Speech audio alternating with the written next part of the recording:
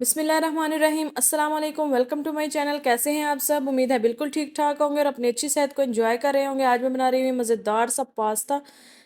बहुत ज़बरदस्त रेसिपी है। चले रेसिपी की तरफ चलते हैं। सबसे पहले मैंने खुले बर्तन में पानी लिया है, उसमें 1 चम्मच नमक का और 2 टेबलस्पून कुकिंग ऑयल के डाल दिए हैं। जब पानी बिल्कुल बॉयल होने लग जाए तो उसमें मैं कोई भी शेप की मैक्रोनी या पास्ता डाल दूंगी। इसको हम हिला लेंगे। आपने यहाँ पे जब पानी बिल्कुल बॉयल हो रहा हो तब उसमें पास्ता ऐड करना है। ये देखें, पास्ता तकरीबन 90% तक कुक हो गया। इसको थोड़ा सा और पकाएंगे और इस तरह से निकाल के इसको ठंडा पानी ऊपर डालेंगे और इसको एक साइड पे रख देंगे। एक और पैन लेंगे, उसमें मैंने 5 से 6 टेबलस्पून कुकिंग ऑयल के डाल लिए हैं। उसमें मैं लहसुन डालूंगी 2 टेबलस्पून। ये चॉप किया हुआ है, ये पेस्ट नहीं है। इसको हम हल्का सा फ्राई करेंगे, इसको काला नहीं करना या जलाना नहीं है। उसमें मैं चिकन ऐड कर दूंगी। ये 150 ग्राम चिकन है। इस रेसिपी में बहुत ज़्यादा चिकन नहीं डलता। ये परफेक्ट है, जितनी मैं रेसिपी बना रही हूँ उसके हिसाब से। जब मैंने पास्ता बॉयल किया था वो 200 ग्राम पास्ता था और ये 150 ग्राम चिकन है, यानी कि 150 ग्राम। जब चिकन का कलर चेंज हो जाएगा उसमें वेजिटेबल्स ऐड कर दूंगी। ये मैंने एक गाजर डाल दी है छोटे साइज़ की और एक शिमला मिर्च डाल दी है। बहुत ज़्यादा नहीं है आपने डालनी। और इसमें नमक डालेंगे 1 टीस्पून, काली मिर्च का पाउडर 1 टीस्पून, कुटी हुई सब सुरख मिर्च 1 टीस्पून, चिली फ्लेक्स जिसको बोलते हैं, soya sauce 1 tablespoon, chilli sauce 1 tablespoon, vinegar 1 tablespoon यानी कि सिरका। ये पूरी रेसिपी हाई फ्लेम पे पकेगी। और ये मैंने 1 टीस्पून पेपरिका पाउडर का डाला है। आपके पास नहीं है तो आप स्किप कर दें इसको। इसको हम अच्छी तरह से मिक्स कर लेंगे। इस रेसिपी में आपने फ्लेम हाई रखनी है, मीडियम टू हाई रखनी है, क्योंकि अगर हम फ्लेम लो करेंगे तो सब्जियों का कलर भी ख़राब हो जाएगा और चिकन भी पानी छोड़ देगा और ये बिल्कुल ख़राब हो जाएगी रेसिपी। ये देखिए, चिकन बहुत बारीक कटा हुआ है इसलिए वो गल चुका है।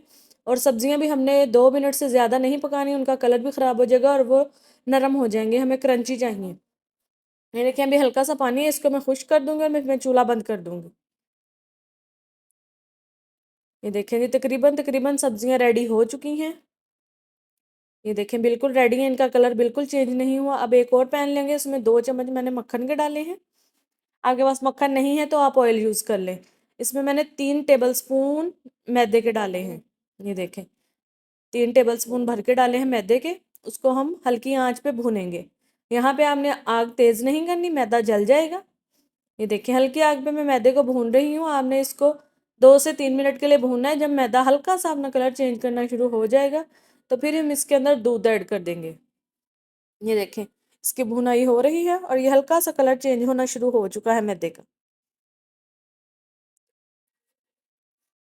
2 कप मैं दूध के लूँगी यहाँ पे। वो हमने थोड़ा थोड़ा करके डालने, एकदम से हमने नहीं डाल देना। ये देखिए जी, पहले मैं थोड़ा सा दूध डालूंगी, उसको हम साथ साथ चम्मच चलाएंगे ताकि गुठलियाँ ना बने।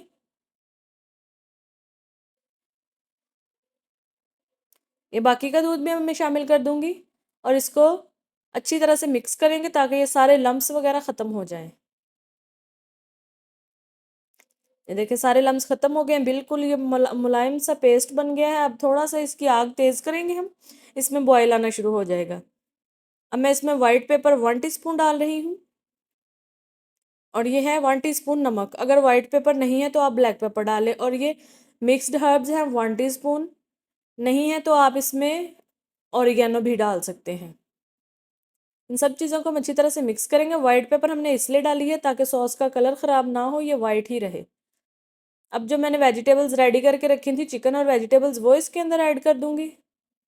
ये देखें, इसको मैंने पहले इसलिए ऐड किया है ताकि सॉस का और इनका फ्लेवर आपस में मिक्स हो जाए अच्छा सा। फिर हम इसमें बाद में पास्ता ऐड करेंगे।